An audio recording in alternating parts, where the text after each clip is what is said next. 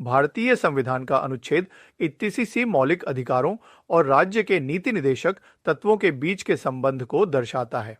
इसे समझना थोड़ा जटिल हो सकता है, तो चलिए इसे सरल भाषा में समझते हैं। सरल भाषा में मूल उद्देश्य। अनुच्छेद 81C का मुख्य उद्देश्य यह है कि अगर सरकार कोई ऐसा कानून बनाती है जिससे समाज के कमजोर वर्गों को फायदा हो, तो उस कानून को सिर्फ इसलिए रद्द नहीं किया जा सकता कि वह कुछ मौलिक अधिकारों का उल्लंघन करता है।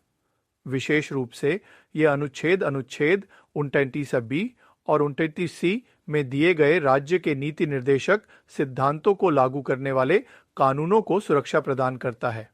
अनुच्छेद 39B और 39C क्या हैं? अनुच्छेद 39B कहता है कि सरकार को यह सुनिश्चित करना चाहिए कि देश के भौतिक संसाधनों का वितरण इस तरह हो कि सबका भला हो। अनुच्छेद 29C कहता है कि धन और उत्पादन के साधन कुछ ही लोगों के हाथों में केंद्रित न हो जिससे समाज को नुकसान हो। मतलब क्या हुआ? मतलब यह हुआ कि अगर सरकार कोई ऐसा कानून बनाती है जो इन सिद्धांतों को लागू करता है, जैसे कि भूमि सुधार कानून, तो उस कानून को सिर्फ इसलिए चुनौती नहीं दी जा सकती कि वह संपत्ति के अधिकार या समानता के अधिकार का उल्लंघन करता है। महत्वपूर्ण बातें।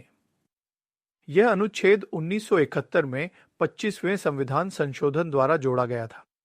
केशवानंद भारती मामले में सुप्रीम कोर्ट ने इस अनुच्छेद की वैधता को बरकरार रखा, लेकिन यह भी स्पष्ट किया कि संसद की शक्ति असीमित नहीं है। कानून संविधान के मूल ढांचे का उल्लंघन नहीं कर सकते। इंग्लिश में कुछ मुख्य बातें।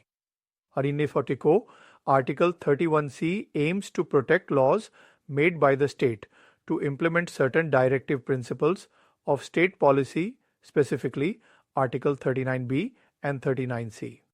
It provides that such laws cannot be challenged on the ground that they violate certain fundamental rights, like Article 14 or Article 19. Essentially, it tries to balance fundamental rights and directive principles, giving precedence to laws aimed at achieving social justice. संक्षेप में, अनुच्छेद 81C सरकार को सामाजिक न्याय के लिए कानून बनाने की शक्ति देता है, भले ही वे कानून कुछ मौलिक अधिकारों को प्रभावित करें।